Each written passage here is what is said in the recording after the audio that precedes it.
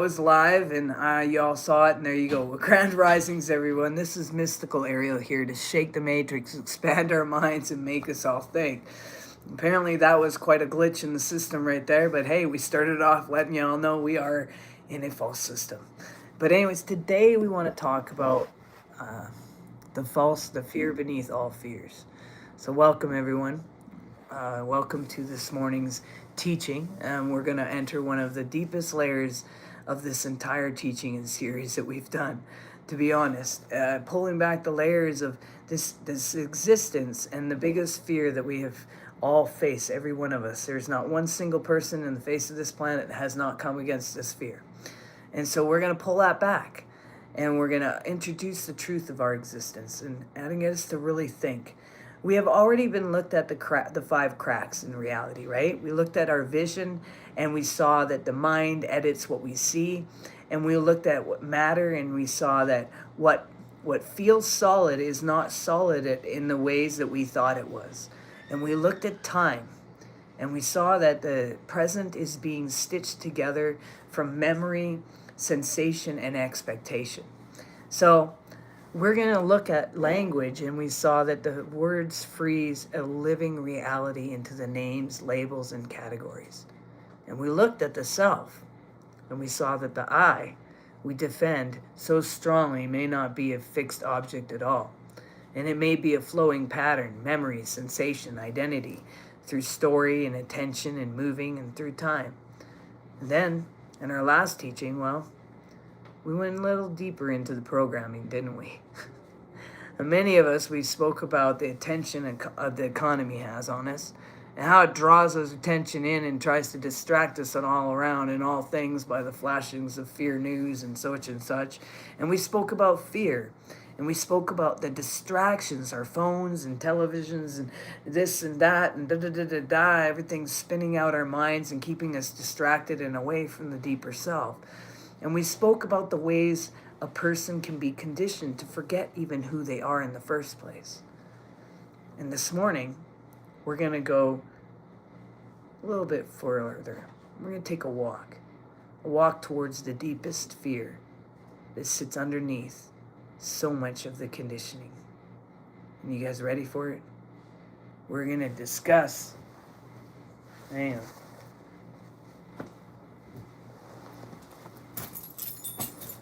We're going to discuss death. Sorry about that. Someone in the room was needing a key. Imagine needing keys to open doors. That would be an important thing, right? But anyways, we're going to discuss death. And as someone who is, paid for the price of hospice and went to the existence of the other side so much that my own kids didn't recognize me when I returned, and science backs it up, philosophy backs it up, ancient text backs it up. Maybe this person might have experienced something, but we're going to go to that layer. We're going to look at it. And not because I want to give you something quick answer that no one can honestly prove. I'm going to bring back the layers for you, okay? Because anyone can do there and sit there and say, oh, I had an experience. But who can actually sit there and go, here's the experience, but here's also the stuff that backs up all the stuff that I've been taught and experienced in life. And here it is to say, hey, we might want to consider this. And not because I'm here to tell you that science has proven exactly what happens after we have leave the body either. But it has come to some pretty good understandings. Tonight, this morning, I want you to think about something when you go to bed. This morning you're here and awake, being here now, so I want you to be present and pay attention. But tonight when you go to bed, I want you to think about this. If I am not the thoughts, but I am what is aware of the thoughts and who I am in this experience. Anyways, let's get back to it. What if the fear of death has controlled more of our lives than we've even realized? I mean, how many of us have actually not done something or been afraid of something because it would shorten our lives? We maybe didn't take this direction or that direction. They would say, well, man, I could have died if I did that. Like, that's the final thing. Like, that's the worst thing that could ever happen. Well, at least you didn't die, right? You're still here. What if fear of ending is underneath our fear of being rejected, actually? What? What if What if it is underneath our obsession with health, youth, success, control, money, status, and safety? What if beneath all of this striving there is a voice that says, I do not want to disappear?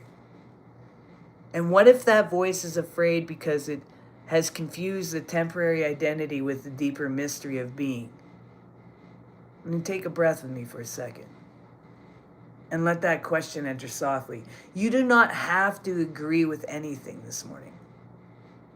You don't have to force yourself to believe in an afterlife. But give me a second, because I got to get this door.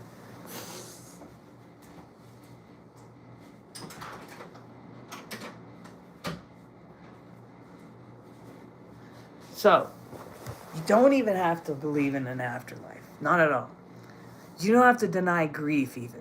You do not have to deny even the body. And you do not have to deny death in itself at all. But what I'm actually inviting you in to investigate is this. The assumption that you've been given that because many of us were taught death as a final eraser. After death, there's nothing else. That's it. And possibly we got this and possibly we got that, but we don't really know. But we're taught one day the world ends and everything stops. And there's nothing more.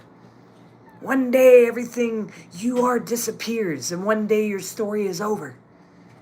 And because we're taught that, we begin living in this fear from such an early age. I mean, don't put your fingers in that electric shock. You might get electrocuted and you might die. Don't jump in that fire. You might burn up and die. Don't jump off that cliff. You could die.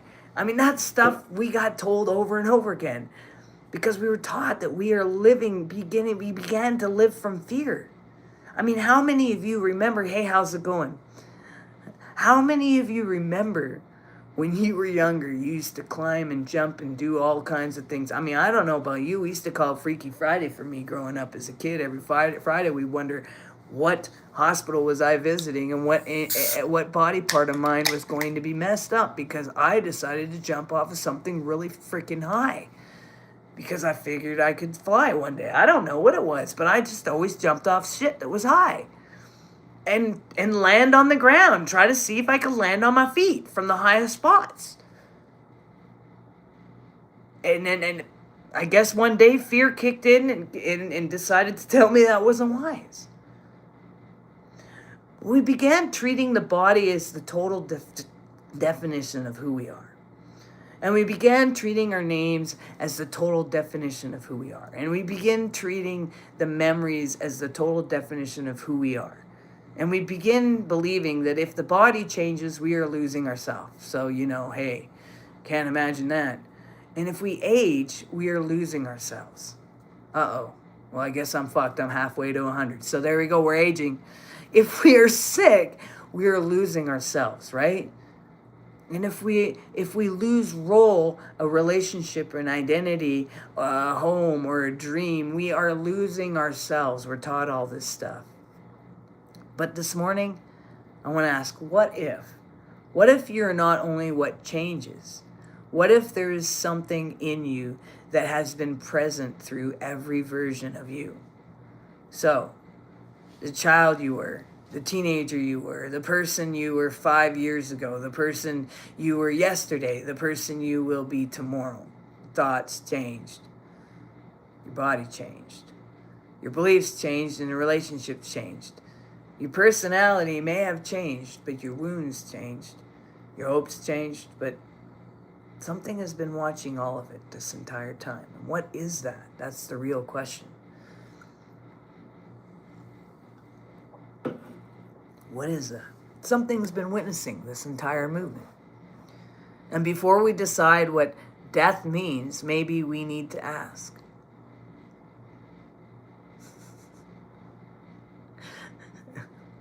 who is the one who has been watching the story?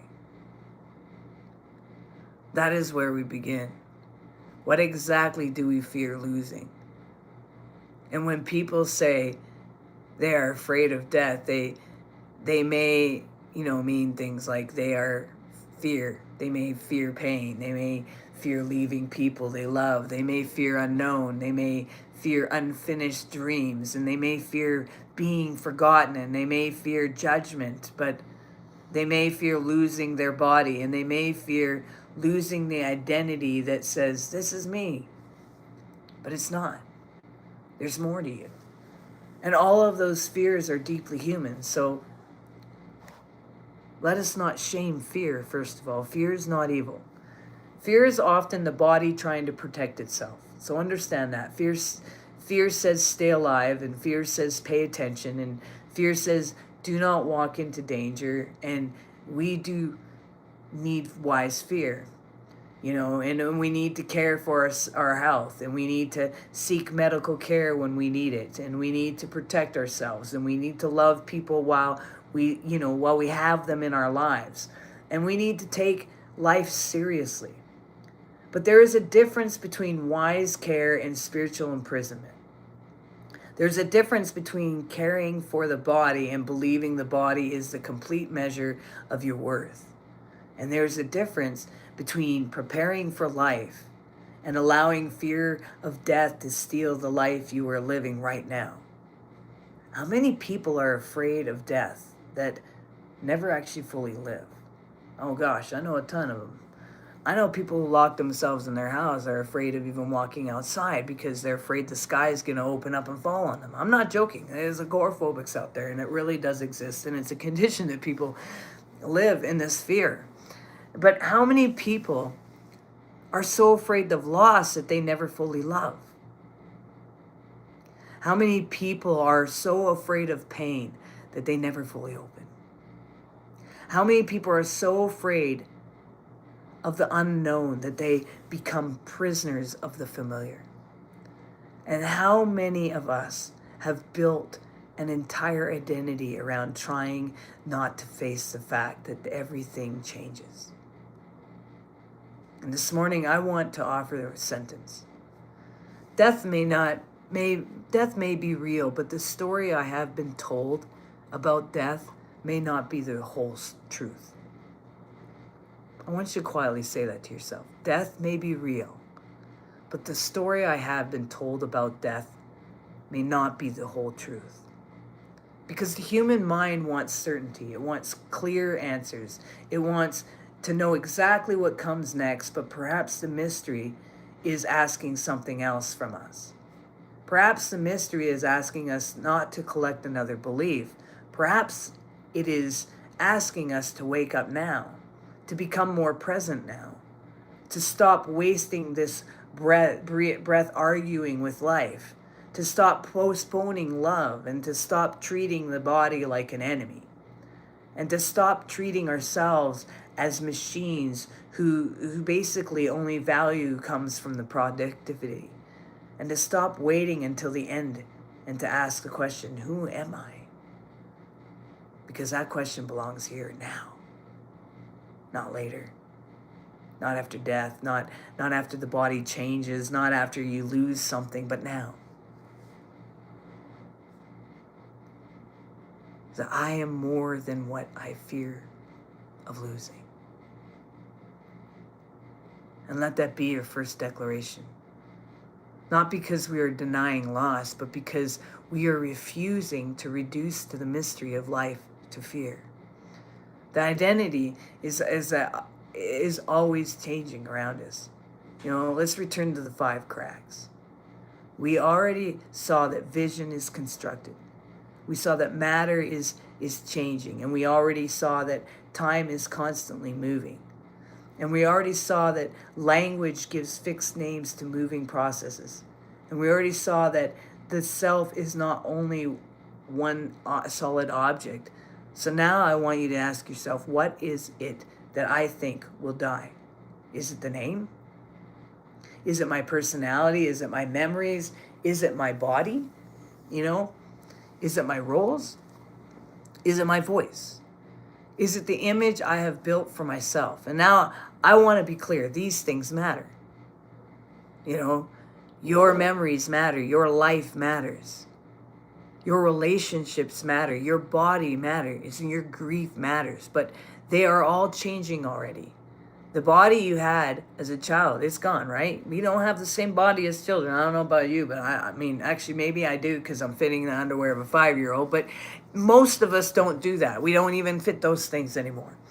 The beliefs you held when you were younger, they're gone, right? And the people you thought you could never live without may no longer be in your life every day life, but they're it's changed, right? The dreams you had may have had changed.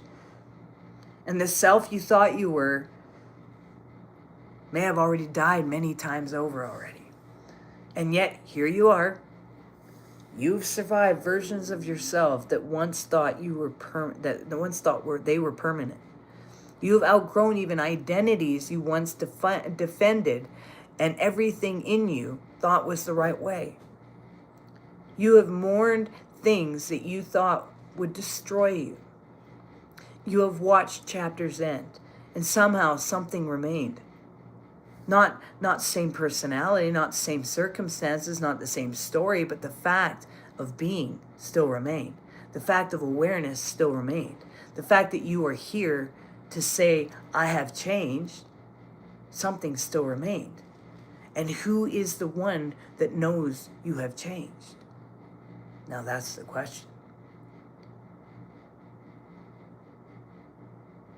You know, there's this philosophical problem called personal identity.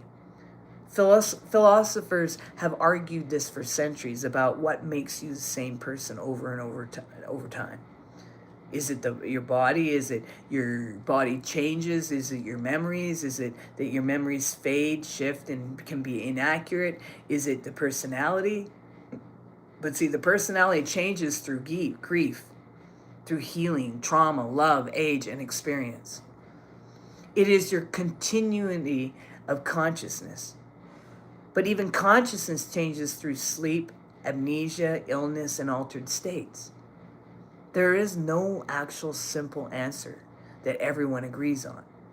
And I find that actually beautiful, because it means there's not one single definition, because it humbles the ego. An ego, like the ego, it wants to say, I know exactly what I am. But the deeper truth may be, I am a mystery living through form. I am more than a sentence. I am more than a label. I am more than the version of myself that was hurt. You know, I am more than the version of myself that was praised. I am more than my past. I am more than what happened to me. I am more than the role I play in the world. And let me say something important here. You do not need to erase your personality to become spiritual at all, by the way. You do not need to hate your body to become awakened. And you do not need to pretend your story does not matter. This is not about denying your human life. It is about refusing to confuse your human life with the totality of what you are. You are a person. And you are also the awareness that knows the person. You are a body. And you are also the one who notices the body changes. You have thoughts, and you are also the one who sees thoughts come and go. You have fear, and you are also the awareness in which fear arises. This is the threshold. This is a threshold. It is not only something you walk through at a physical death. This threshold is every moment you stop saying the contemporary form is all that I am. See, energy transformation in the limits of science, I mean, let's bring this science into this carefully, is one of the most beautiful facts is that we learn in physics that energy is transformed and transferred. So in everyday physics, the principle of conservation of energy tells us that energy does not simply vanish. It changes form. Heat becomes movement. Chemical energy, becomes motion. Light becomes warmth. Food becomes energy. For the body, science equals these things. I mean, look at nature, for instance. A seed becomes a tree becomes wood. Wood becomes fire. The fire becomes heat. Light, ash, smoke, change. Nothing stays the same. It's always transferring and transforming. See, the body receives food. Food becomes movement. Movement becomes warmth. Warmth becomes energy released into the world. You are always transforming. And when a leaf falls, it becomes part of the ground. And the ground feeds new life. And nature is transformation. Nature does not hold one form forever. We transition, each and every one of us. But I want to say this with honesty, is that the conversation of energy does not prove that your personality and personal memories, personality, or an individual consciousness continue after the body dies. Science cannot simply take the statement energy changes form and turns into therefore I know exactly what happened to me after death. Now that leap is spiritual in interpretation, not scientifically proven. And we do not need to pretend otherwise, is that the mystery is deep enough without forcing it. But what science does show us is that the universe is not a collective of static objects. It is movement. It is relationship. It is transformation.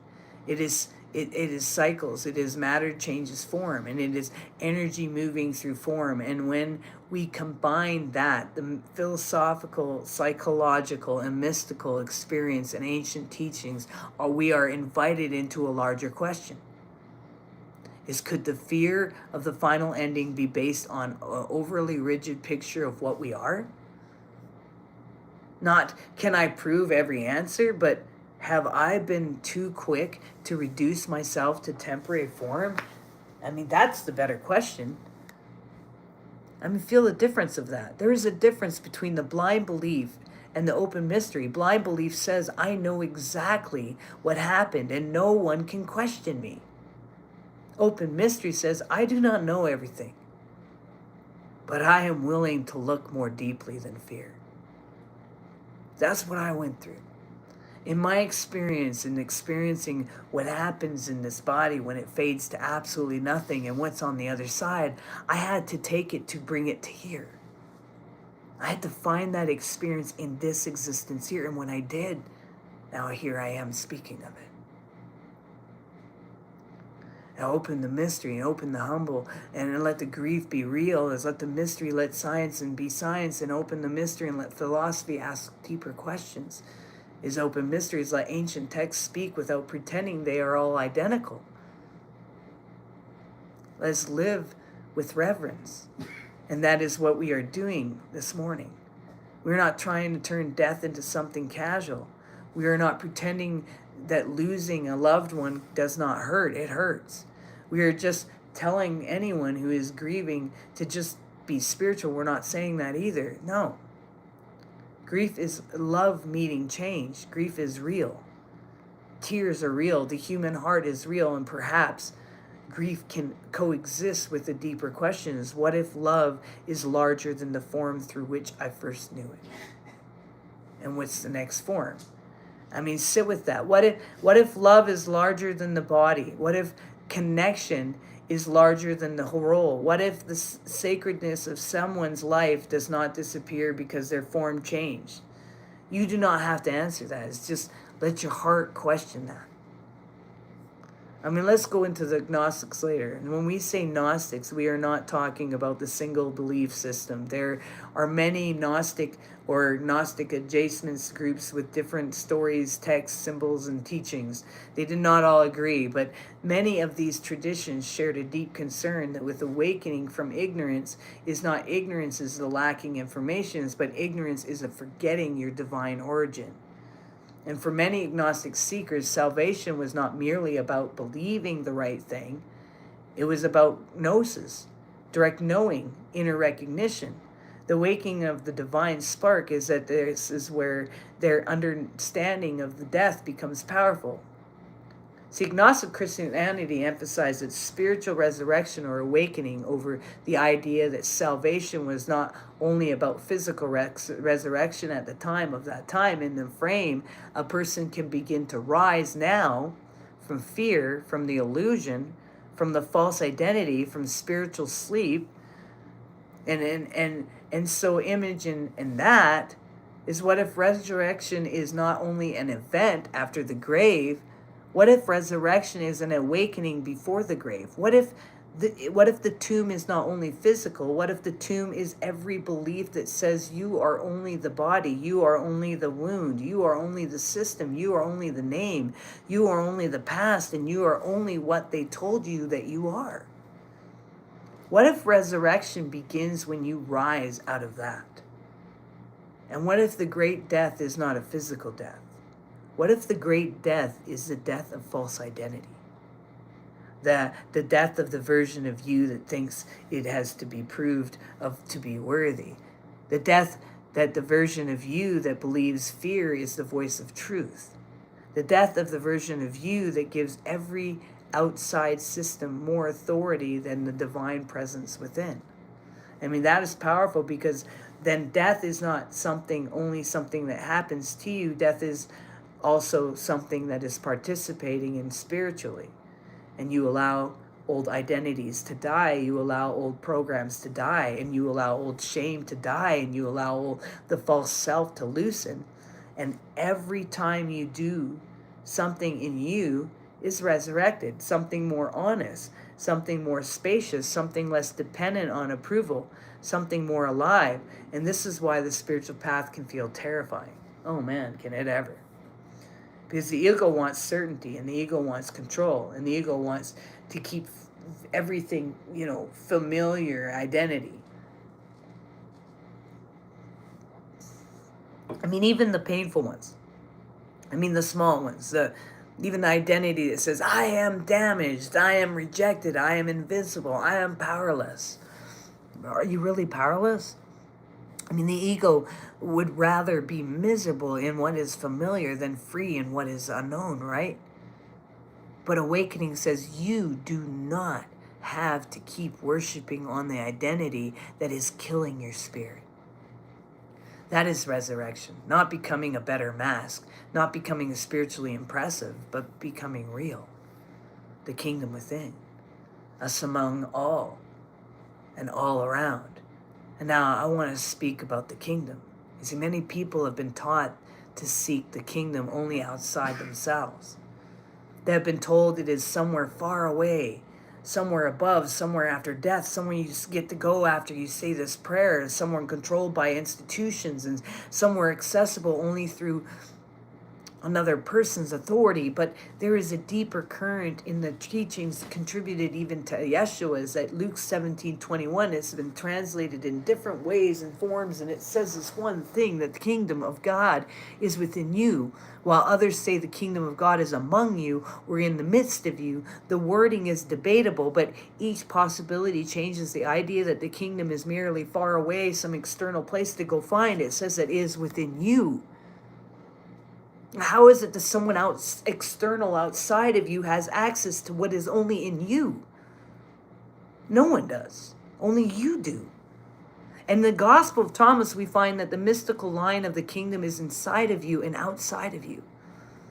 And now whether you approach these words as scripture, mystical poetry, or ancient wisdom, or doorway of contemplation, the invitation is very clear throughout time. Stop searching only outward for what must be encountered inwardly. The kingdom is not merely a location. The kingdom is always a way of seeing and being. The kingdom is the direct recognition that the sacred is not absent. The kingdom is when, the divided wall between ordinary life and divine life begin to weaken. And the kingdom is not only after death, the kingdom is available in this breath. It is available when you stop running. It is available when you become present. It is available when you feel the body without turning the body into a prison. And it is available when you see a tree and recognize life moving through life. It is available when you hold someone's hand and realize love cannot be reduced to a chemical explanation, even if chemistry participates in the experience. It is available when you sit in silence and feel that you are not empty. You are aware. You are here. And that here-ness is holy. I mean, now if the kingdom is within and among us, then fear of death begins to change. Not because we can prove every detail of what comes after, but because we stop treating physical form as the only place where reality exists. And we begin to understand that the divine is not distant. The divine is not waiting to appear after your body is gone.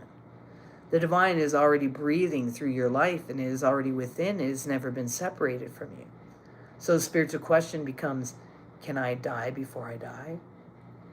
Can I let false identity die? Can I let fear stop ruling me? Can I let the external world stop defining my ultimate worth? Can I let my need for certainty soften into trust? And can I live from the kingdom now? I mean, you can say, I am ready, but to let the identity of fear die, and I am ready to let identity of not enough die, and I am ready to let the identity of abandonment die, and I am ready to let identity of shame die, and I am ready to let identity of being trapped die. And I remember letting it die does not mean it is never visits again. It means it is no longer your master. It means I am that I am. And now we come to the threshold. The title of this morning, his deepest moment is this: I am that I am. And before you say your name, there is a simple fact that you are. Before you say your age, there's a simple fact that you are. Before you say your job, your role, your diagnosis, your wound, your gender, your history, your religion, your family, your name, your success, your failure, there is the simple fact of just I am. See, the mind limits and wants to finish the sentence with I am tired, or I am anxious, or I am a mother, and I am a teacher, or I am this, and I am this person, I am that person, I am hurt, I am healed, I am successful, I'm falling, and la la la la. But notice what happens when we stop after the first two words and just say I am. Don't add anything, just say I am. There's something profound there, because I am is before the story. I am is before the label. I am is before the memory. I am is before the performance. I am is the raw fact of existence, knowing itself.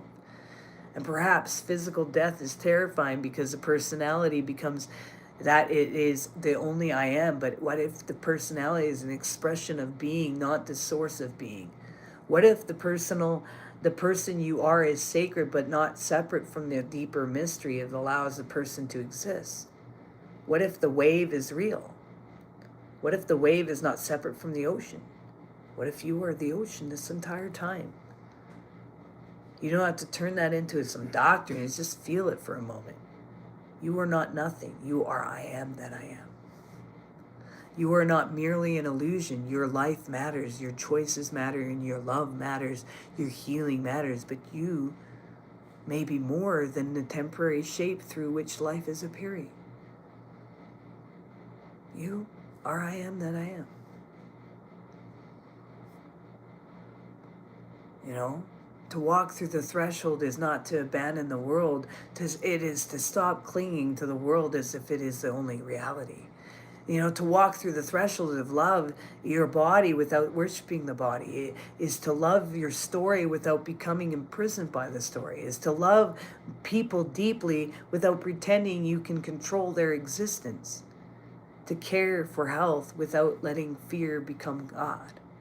To be present with death without letting death steal your presence. I do not know every mystery, but I know I will not live as though fear has the final word. And that's all there is to it. So peace and love, you guys. We'll see you next time.